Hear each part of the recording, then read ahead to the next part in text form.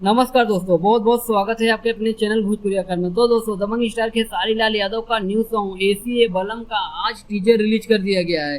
तो दोस्तों, अगर आप लोगों ने इस सॉन्ग का टीजर नहीं देखे हैं तो जाइए अनंता म्यूजिक वर्ल्ड चैनल पे इसका टीजर रिलीज कर दिया गया है, वहाँ पे आप देख सकते हो। तो दोस्तों, बात कर लेते हैं कि सॉन्ग का फुल वीडियो सॉन्ग कब आएगा। तो दोस्तों, वीडियो को लास्ट तक जरूर देखें और जो भी भाई हमारे चैनल को सब्सक्राइब नहीं किए वो चैनल को सब्सक्राइब कर ले।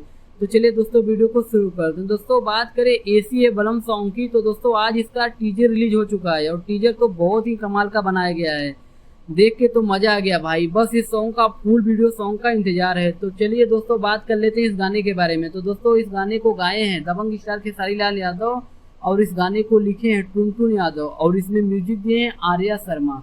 और दोस्तों, इस गाने में एक्ट्रेस है कोमल सिंह। तो चलिए बात कर लेते हैं कि इस सॉन्ग को कब रिलीज किया जाएगा। तो दोस्तों, इस सॉन्ग को 13 अप्रैल को यानी दोस्तों कल सुबह 6:15 पर अनंता म्यूजिक वर्ल्ड चैनल पे रिलीज किया जाएगा।